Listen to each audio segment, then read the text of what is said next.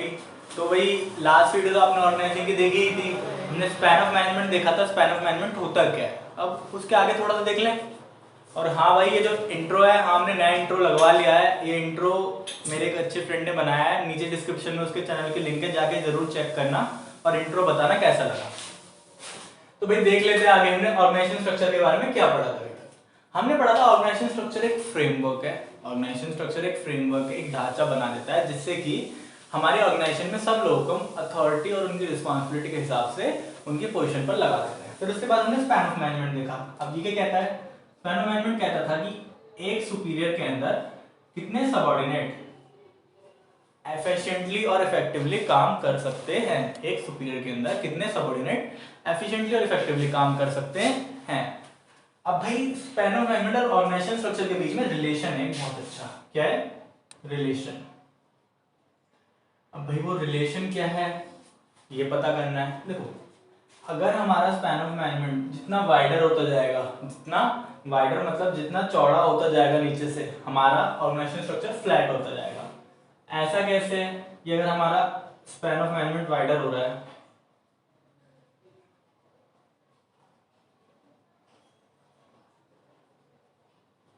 तो organisation structure flat हो जाएगा।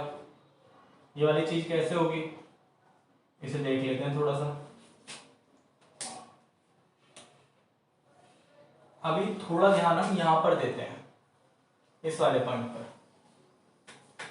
हमारा यहाँ पर स्पैन ऑफ मैनेजमेंट वाइडर होता जा रहा है। क्यों? जनरल मैनेजर के नीचे 4 लोग आ रहे हैं, अभी तक ऊपर सिर्फ एक लोग थे। तो ये नीचे से फ्लैट होना शुरू हो गया, हुई ना ये वाली बात। अब दूसरी चीज आती है कि अगर हमारा स्पैन ऑफ मैनेजमेंट टॉल होगा या फिर नैरो होगा, नैरो कह सकते हैं, अगर हमारा स्पैन ऑफ मैनेजमेंट नैरो होगा तो हमारा ऑर्गेनाइजेशन स्ट्रक्चर टॉल रहेगा। भाई ये कैसे होगा? यहाँ देख लो, यहाँ भी यहाँ भी 3 लोग काम कर रहे हैं, यहाँ भी 3 लोग काम कर रहे हैं, पर लेकिन जो स्पैन ऑफ मैनेजमेंट है वो यहाँ पर नैरो है, क्योंकि एक के नीचे यहाँ पर एक ही काम कर रहा है, तो ऑर्गेनाइजेशन स्ट्रक्चर टॉल हो गया हमारा। दूसरी तरफ यहाँ पर जो मार्केटिंग के अंदर है वहां पर भी 3 ही लोग काम कर रहे हैं, पर लेकिन स्पैन ऑफ मैनेजमेंट हमारा वाइडर है, तो ये फ्लैट हो गया। दोनों के बीच में अच्छा खासा रिलेशन समझ आ गया। अब इसके बाद अगले टॉपिक पे आते हैं। अब अगला टॉपिक क्या है हमारा? अगला टॉपिक है टाइप्स ऑफ ऑर्गेनाइजेशनल स्ट्रक्चर। हमने पढ़ा ऑर्गेनाइजेशन स्ट्रक्चर क्या होता है, उसके बाद हमने देखा स्पैन ऑफ मैनेजमेंट क्या होता है। अब देखिए ऑर्गेनाइजेशन स्ट्रक्चर भी कितने टाइप के हो सकते हैं। आपके सिलेबस में बेसिकली 2 ही टाइप के ऑर्गेनाइजेशन स्ट्रक्चर दे रखे हैं, फंक्शनल और डिविजनल। अब भाई ये कौन सी बला है, फंक्शनल ऑर्गेनाइजेशन स्ट्रक्चर और डिविजनल ऑर्गेनाइजेशन स्ट्रक्चर? देखो सीधा सीधा बहुत प्यार से समझने वाला टॉपिक है, बड़ा आसान टॉपिक है। फंक्शनल ऑर्गेनाइजेशन स्ट्रक्चर वो होता है जहां सिर्फ एक ही प्रोडक्ट का प्रोडक्शन हो, जहां सिर्फ एक ही प्रोडक्ट का प्रोडक्शन हो और जिसका काम जो है वो हम फंक्शन के बेसिस पर बांटें। फंक्शन के बेसिस पर मतलब कि जो काम कर रहा हूं, जैसे कि एचआर, फाइनेंस, मार्केटिंग, ऐसे वो काम क्या करता है उस हिसाब से बांटे। डिविजनल होता है वहां पर एक से ज्यादा प्रोडक्ट का प्रोडक्शन होता है, एक से ज्यादा प्रोडक्ट का प्रोडक्शन होता है, प्लस जो इसे हम बांटते हैं, हम इस हिसाब से बांटते हैं कि हमारे जो प्रोडक्ट हैं, वो मेजरली प्रोड्यूस हो सके। ये नहीं हम फंक्शन के हिसाब से बांटे, हम यहाँ पर मेजर प्रोडक्ट के हिसाब से बांटते हैं कि हमारे जो ज्यादातर प्रोडक्ट है, जो मेन प्रोडक्ट है, वो प्रोड्यूस हो सके। अब उसके बाद बात आ जाती है भैया इनके में बस इतना ही लिख के काम हो जाएगा क्या? नहीं, इतना लिख के काम नहीं होगा, पूरी डेफिनेशन लिखनी पड़ेगी। डायग्राम बनाने की हर वीडियो में कोशिश करो, और भाई नीचे नोट्स हैं, नीचे डिस्क्रिप्शन में जाओगे, नोट्स की लिंक लगी हुई है, डाउनलोड करो, पढ़ो अच्छे से। अब आगे एक बार इनका डायग्राम देख लें। हाँ जी, डायग्राम भी है फंक्शनल और डिविजनल का, बहुत आसान है, आपको याद भी है और आपको पता भी नहीं है आपके 2 नंबर कहाँ से आते हैं, 2-3 नंबर। एक बार देख लें फंक्शनल स्ट्रक्चर का डायग्राम कौन सा है। भाई यही डायग्राम है फंक्शनल स्ट्रक्चर का, मिल गए 3 नंबर फ्री के। अब डिविजनल स्ट्रक्चर का डायग्राम कौन सा है भाई? देखो डिविजनल स्ट्रक्चर के डायग्राम में हमें बस थोड़ा सा चेंज करना है। थोड़ा सा चेंज कैसे? मैंने आपको कहा था यहाँ पर कि सिर्फ एक ही प्रोडक्ट होगा, तो यहाँ पर मेरे प्रोडक्ट का नाम है नहीं, बस ऊपर हम लिख देंगे जैसे कि एबीसी प्राइवेट लिमिटेड। और अगर हम यहाँ जा रहे हैं तो यहाँ पर भी हम लिख तो रहे हैं एबीसी प्राइवेट लिमिटेड। मान लेते हैं दोनों ही सेम ही थी, पहले ये फंक्शनल थी, अब ये डिविजनल हो गई है। तो अब क्या होगा यहाँ डिविजनल में? अलग डिविजनल में बस यहाँ पे नीचे प्रोडक्ट बढ़ जाते हैं, यहाँ तक का सेम रहेगा, यहाँ तक का सेम रहेगा। जनरल मैनेजर की जगह कई बार एमडी भी आ जाता है। मान लेते हैं एमडी से यहाँ पे चेंज आता है बस थोड़ा सा। भाई क्या चेंज आता है, यहाँ पे अलग अलग प्रोडक्ट वाले लोग आ जाते हैं। जैसे मान लेते हैं नेस्ले बना रहे हैं, हमारी नेस्ले है। अब नेस्ले क्या क्या चीज बनाती है, चॉकलेट्स बनाती है, कॉफी बनाती है और मैगी भी बनाती है ना। इन तीनों के हिसाब से प्रोडक्ट बांट दिए हमने। उसके बाद नीचे सबके अलग अलग प्रोडक्शन, फाइनेंस, मार्केटिंग आ जाएंगे। जैसे प्रोडक्शन ऑफ चॉकलेट,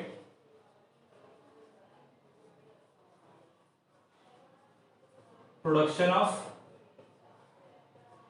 फाइनेंस, अरे सॉरी प्रोडक्शन नहीं आएगा यहाँ, मार्केटिंग ऑफ फाइनेंस,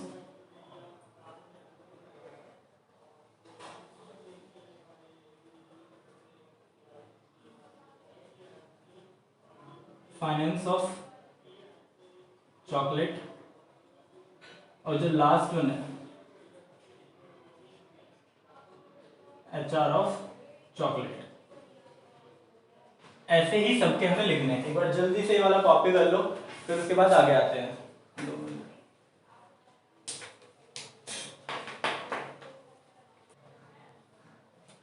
तो भाई हमने ऑर्गेनाइजेशन स्ट्रक्चर देखा। अब ऑर्गेनाइजेशन स्ट्रक्चर से रिलेटेड एक दो छोटे छोटे क्वेश्चन बता रहे थे जो आ सकते हैं एक नंबर में। सबसे पहले define the benefit of adequate organisational structure. एक अच्छे ऑर्गेनाइजेशन स्ट्रक्चर होने के एक ऑर्गेनाइजेशन का क्या फायदे मिल सकते हैं, सोचो और लिखो। मैं इतने उधर आंसर लिख रहा हूं आपका जल्दी से।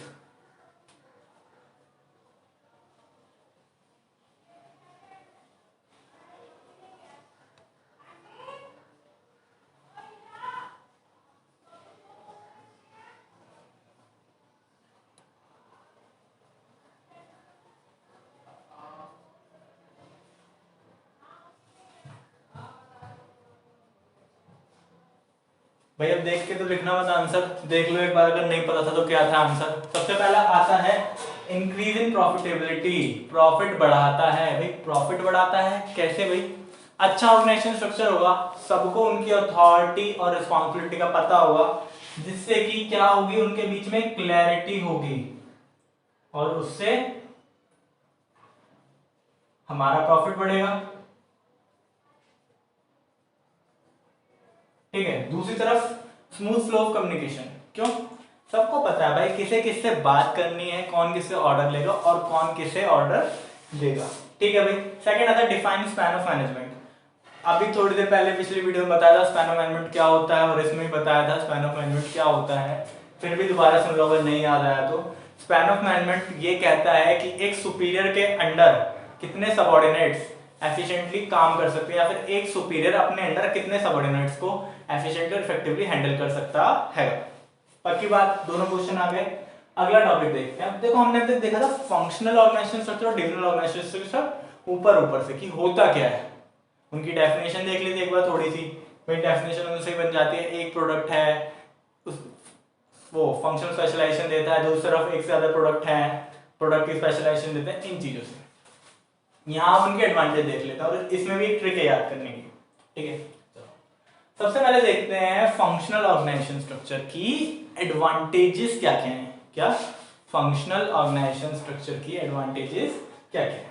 देखो एडवांटेज में सबसे पहला और सबसे मेन आ जाता है फंक्शनल स्पेशलाइजेशन। भाई इस पे बहुत ज्यादा ही मेन है कुछ।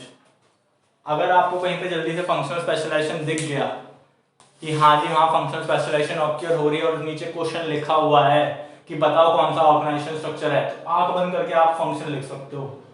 आंख बंद करके फंक्शन लिख सकते हो अगर वो कह रहा है कि फंक्शनल स्पेशलाइजेशन के बेस पे बांट रहे हैं या फिर उन्हें फंक्शनल स्पेशलाइजेशन ऑक्योर हो रही है। ठीक है। अब होती क्या है फंक्शनल स्पेशलाइजेशन, अभी थोड़ी देर पहले बताया थी, फिर सुन लो एक बार अगर नहीं आई समझ में। फंक्शनल स्पेशलाइजेशन होती है कि मैं अपने काम में, एक पर्टिकुलर काम में बहुत ज्यादा अच्छा हूं। जैसे कि हमारे यहाँ क्या है, अलग अलग सब्जेक्ट के लिए अलग अलग टीचर होते हैं। हर टीचर अपने स्पेशलाइज सब्जेक्ट पढ़ाता है ना, अपने फंक्शन में स्पेशलाइज होता है, वो अपने सब्जेक्ट में स्पेशलाइज होता है। इसी तरीके से नेक्स्ट इकोनॉमिकल। अब भाई इकोनॉमिकल कैसे होता है ये, इस चीज को भी एक बार देख लेते हैं। आप एक बार फंक्शनल और डिविजनल में थोड़ा कंपेयर करो, फंक्शनल और डिविजनल में थोड़ा सा कंपेयर अगर हम करेंगे तो आपने पता चलेगा जो फंक्शनल ऑर्गेनाइजेशन है हमारी, जो फंक्शनल ऑर्गेनाइजेशन है वो सिर्फ एक ही प्रोडक्ट का प्रोडक्शन करती है बड़े उस पे लेवल पे, और ये अलग अलग प्रोडक्ट का प्रोडक्शन करते हैं, डिफरेंट प्रोडक्ट का प्रोडक्शन करते हैं। ये डॉट डिफरेंट प्रोडक्ट हैं, ये मान के चलते हैं ये डिफरेंट प्रोडक्ट का प्रोडक्शन करते हैं। अब यहाँ पे क्या होगा भाई, देखो सबसे पहले एक ही प्रोडक्ट का प्रोडक्शन कर रहे हैं, सेम रॉ मटेरियल में काम चल जाएगा, सेम मशीन में काम चल जाएगा, बस हमें रॉ मटेरियल का अमाउंट बढ़ाना पड़ेगा, लेबर का अमाउंट। बट यहाँ पर अलग प्रोडक्ट है, अलग मशीनरी, अलग रॉ मटेरियल, तो जितना कम रॉ मटेरियल बनाएंगे उतना ज्यादा कॉस्ट बढ़ती जाएगी। ये चीज हो गई पहली चीज यहाँ पर। दूसरा, अलग अलग स्पेस चाहिए सबको उसके लिए, तो बढ़ गया ना भाई डिविजनल प्राइस, और फंक्शनल में कम रह गया, तो इकोनॉमिकल इस तरीके से हो जाता है। Next, control and coordination. भाई यहाँ बताया था सबको पता रहेगा कौन किसका सुपीरियर है, कौन किसका सबऑर्डिनेट है। अब फंक्शनल में ऐसा क्यों रहेगा, फंक्शनल में मेनली बता दो कम लोग काम करते हैं फंक्शनल में।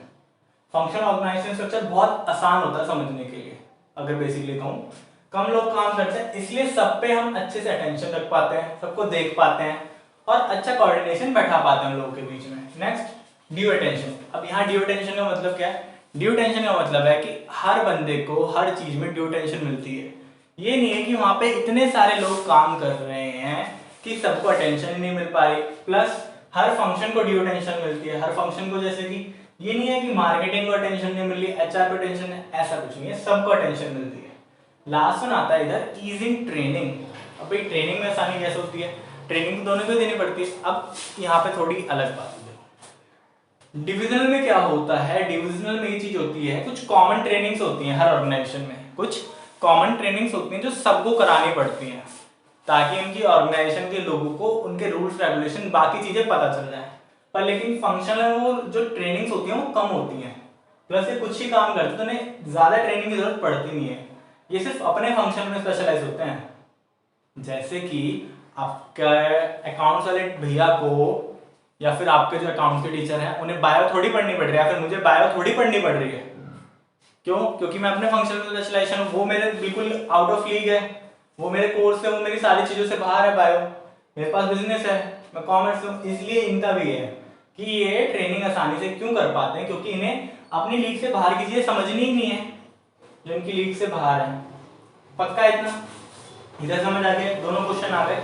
अब थोड़ा देख लेते हैं इसके बारे में। ये जो मकड़ी जी बैठी है हमारी, हाँ एक टांग टूटी हुई है इनकी, क्योंकि इन्होंने बिजनेस स्टडीज अच्छे से नहीं पढ़ी थी तो घर पे पिटाई हुई है इनकी। देख लेते हैं एक बार लिमिटेशन क्या क्या है, और एक ट्रिक है देख लो, जो इसकी फंक्शनल की एडवांटेजेस हैं उसका ही जो उल्टा है वो डिविजनल की लिमिटेशन है। कैसे भाई, यहाँ पे इकोनॉमिकल था, यहाँ पे इंक्रीजिंग कॉस्ट आ गया। कैसे? अभी यहाँ पर समझाया था डिविजनल में ज्यादा प्रोडक्ट होंगे, हर प्रोडक्ट के लिए मुझे अलग से मशीन लानी पड़ेगी, अलग से लेबर, अलग से सब कुछ, तो कॉस्ट बढ़ती जाएगी। ठीक है भाई। अगला यहाँ पे ड्यू अटेंशन और कोऑर्डिनेशन एंड कंट्रोल था, यहाँ पर क्या हो गया, यहाँ पे कॉन्फ्लिक्ट्स हो गए, डुप्लीसिटी हो गई, और उधर ऑर्गेनाइजेशन स्ट्रक्चर का इग्नोर हो गया। भाई समझ नहीं आया कैसे, देख लेते हैं एक बार। यहाँ पे कंट्रोल एंड कोऑर्डिनेशन है, भाई कोऑर्डिनेट होकर काम करते हैं लोग एक साथ, पर लेकिन यहाँ कॉन्फ्लिक्ट्स होते हैं। क्यों भाई? एक बात खुद सोचो, आप और आपके भाई है घर पे, या आप और आपकी बहन है घर पे, और आपको बाहर से कोई रिश्तेदार आके 100 रुपए देके गया और कहा आपसे कि भाई के साथ बांट लियो, मिलेंगे वो भाई को? खुद ही बताओ, नहीं ना? यहाँ पे भी यही हाल है। अब यहाँ ऐसा हाल कैसे है भाई? जो हमारा फाइनेंस मैनेजर है या फिर ऊपर से चीफ फाइनेंशियल ऑफिसर है, वो फंड्स इकट्ठा कर रहा है, सब यहाँ पर उसके पास फंड्स लेने आ रहे हैं कि भैया मुझे फंड्स दे दो, मुझे फंड्स दे दो, मुझे फंड्स दे दो, मुझे इतना खर्चा करना है, मुझे इतना खर्चा करना है, मुझे इतना खर्चा करना है। अब उसमें क्या होता है भाई, ये कहता है कि मुझे मेरा खर्चा चाहिए, मेरा होना चाहिए, और किससे मुझे मतलब नहीं है। तीनों पे देख लेते हैं, हमने तीनों बनाए थे ना पहले, चॉकलेट, मैगी और कॉफी। अब देख लेते हैं भाई, मान लेते हैं हमारे पास टोटल फंड जो है वो आया है मेरे पास 90 करोड़।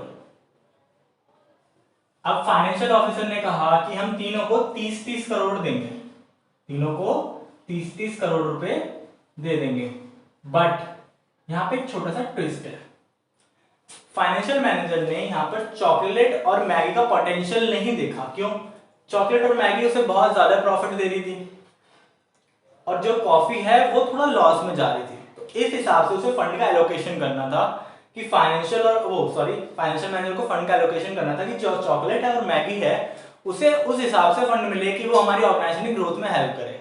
या फिर एक दूसरी सिचुएशन भी आ सकती है कि जो हमारा फाइनेंशियल मैनेजर है उसे ये नहीं पता कि हमारी जो ऑर्गेनाइजेशन है वो कितना कितना पोटेंशियल के साथ काम कर सकती है। ठीक है भाई, कॉन्फ्लिक्ट समझ आ गया।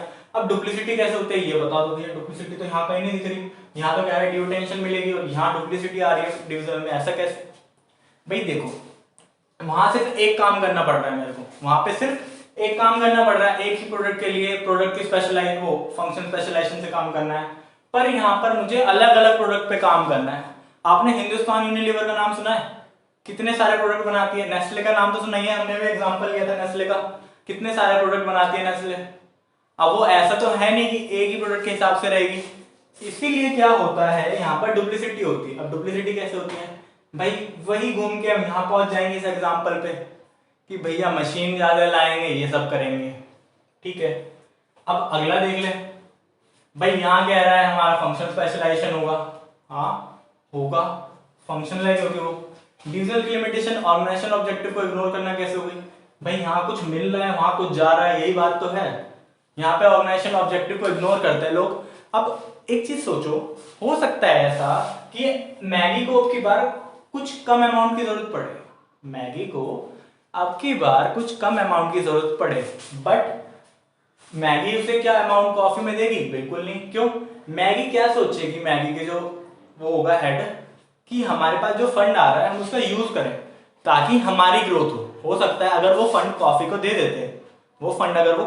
दे देते, तो कॉफी की ग्रोथ की वजह से पूरी जो ऑर्गेनाइजेशन है या पूरी जो कंपनी है नेस्ले की, उसे और ज्यादा प्रॉफिट मिल जाता। हो सकता है ना ऐसा।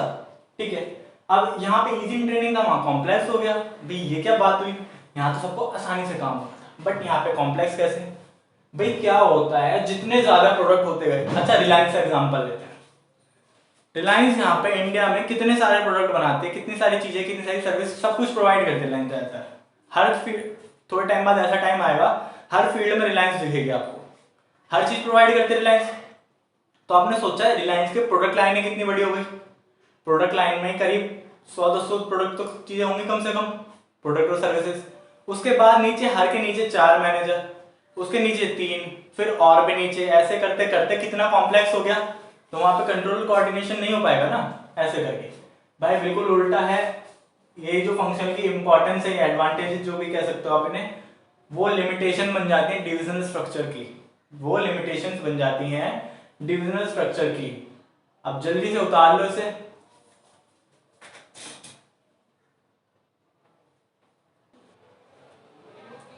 भाई अब लास्ट टॉपिक देख लेते हैं इस वीडियो का। अब कह क्या रहे हैं इसमें भाई, अभी तक हमने पढ़ा था कि फंक्शनल की इंपॉर्टेंस और जो डिविजनल की लिमिटेशन है वो एक दूसरे की जैसी सेम है, मतलब जो फंक्शनल की इंपॉर्टेंस है वो डिविजनल की लिमिटेशन है। तो यहाँ भी उल्टा ही होगा, जो फंक्शनल की लिमिटेशन है वो डिविजनल की एडवांटेजेस या इंपॉर्टेंस बन जाएंगी। तो देखते हैं भाई क्या क्या है। सबसे पहले फंक्शनल की लिमिटेशंस, सबसे पहले आता है लैक ऑफ कॉमन इंटरेस्ट। भाई होता क्या है, मैंने पूरी ऑर्गेनाइजेशन पे काम थोपा, अब मैं उस ऑर्गेनाइजेशन को बंद भी नहीं कर सकता। क्यों? क्योंकि मेरे पास एक ही ऑर्गेनाइजेशन है, एक ही प्रोडक्ट का प्रोडक्शन कर रहे हैं। तो लोग अपना जो रिस्पॉन्सिबिलिटी है वो एक दूसरे के ऊपर थोपना शुरू कर देते हैं। जैसे भाई काम क्यों नहीं हो पाया, भाई इन्होंने ये नहीं करा, इन्होंने वो नहीं करा। ऐसे सबसे बढ़िया एग्जांपल आपको दे देता हूँ। देखो कई बार क्या होता है, हमें स्कूल से ग्रुप प्रोजेक्ट मिलता है ना कि भाई हमारे ग्रुप का ये प्रोजेक्ट है, आप 4 बंदों का एक ग्रुप बना दिया। अब मान लो वही असाइनमेंट वाला डे आया हुआ है कि असाइनमेंट आपको सबमिट करना है या जो आपको प्रोजेक्ट मिला है वो सबमिट करना है। अब उस डे पे आपने असाइनमेंट नहीं बनाया, गलती आप चारों की है, पर हो क्या रहा है उस दिन, मैम मैं तो गलती से कर गया था, ये बाहर गया हुआ था इस वजह से नहीं हो पाया, तो मैम हम बाद में दे पाएंगे। वो मैम उस दिन मैं आया था, ये मेरे घर पे आया नहीं जब मैंने बुलाया। ऐसे करते करते होता है। या फिर क्या बहाने बनाते हो आप, मैम आज जो असाइनमेंट ले गया था वो आया नहीं है, वो कल आएगा, हमने तभी दे पाएंगे, हमारा ग्रुप ऐसे तो पीछे रह जाएगा मैम। होता है ना। तो यहाँ पर भी वो यही चीज करते हैं कि एक दूसरे के ऊपर गलती थोपनी शुरू कर देते हैं अगर गोल अचीव नहीं हो पाता। Second, managerial development is difficult. Managerial development is difficult. अब भाई ये कैसे होता है, डिफिकल्ट क्यों होता है?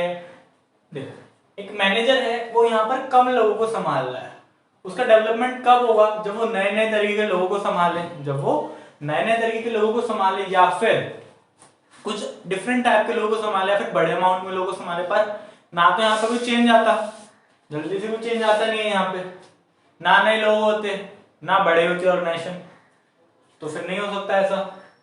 इधर थर्ड, इनफ्लेक्सिबिलिटी।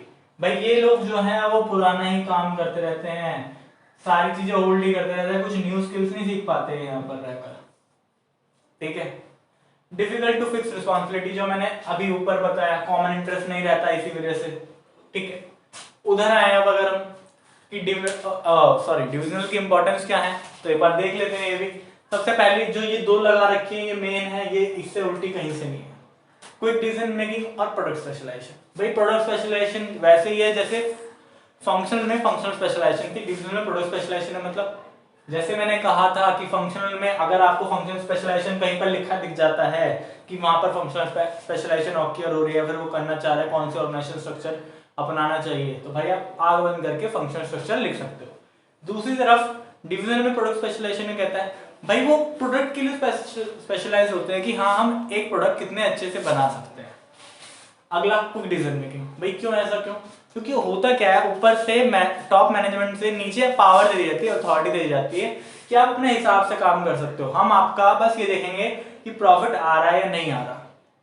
मतलब वो सीधा सीधा आपको खुला छोड़ देता है, भाई मुझे तेरे से प्रॉफिट चाहिए, तू कुछ कर, इतने फंड्स हैं, ये मैंने तेरे सारे को एम्प्लॉय दे दिए, अब तेरे ऊपर है तो मुझे प्रॉफिट कैसे ला के दे, बस वो ऐसे खुला छोड़ देते हैं यहाँ पे डिविजनल में।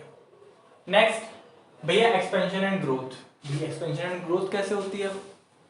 भाई यहाँ पर क्या होता है, यहाँ पर बहुत सारे लोग आ जाते हैं नीचे काम करने, डेवलपमेंट हो रहा है सबका, प्लस हम एक्सपेंड करते जा रहे हैं हर लाइन में, है ना? ठीक है जी। इधर नहीं हो रहा था, क्यों? मैनेजर की डेवलपमेंट नहीं हो पा रही थी क्योंकि यहाँ पे कम लोग थे, यहाँ पे एक्सपेंशन एंड ग्रोथ होगा। फ्लेक्सिबल होता है, क्यों?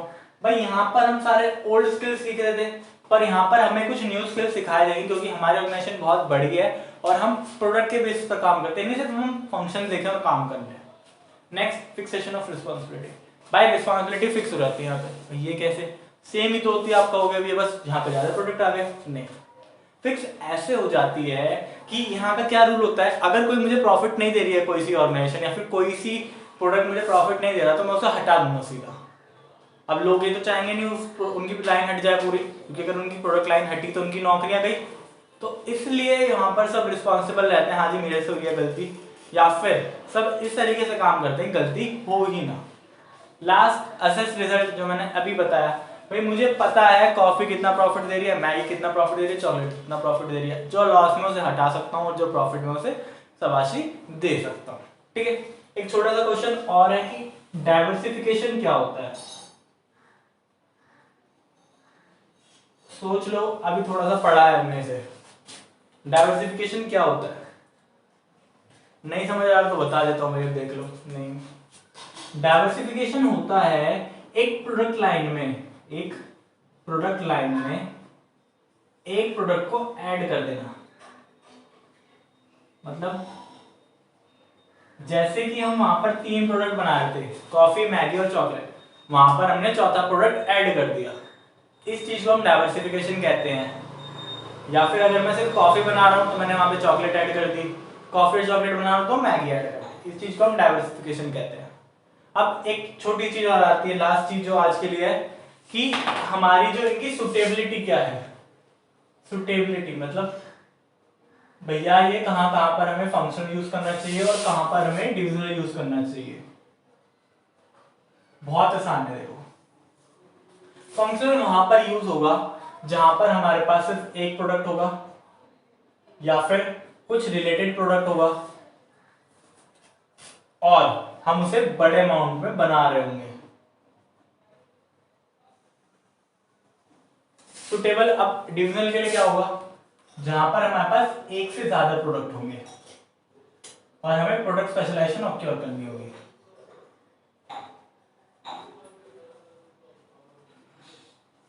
जाते जाते 2-3 क्वेश्चन दे जाऊं। लो, सबसे पहले ये बता दो कि हम असाइनमेंट ऑफ ड्यूटी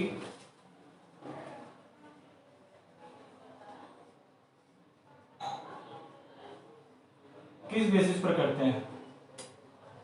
सेकंड भाई, स्पैन ऑफ मैनेजमेंट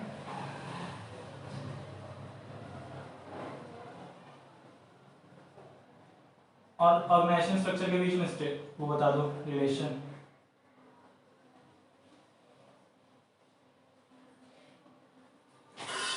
अब ये भी बता दो कि जो हमारा डिपार्टमेंटलाइजेशन होता है वो किस बेसिस पर होता है।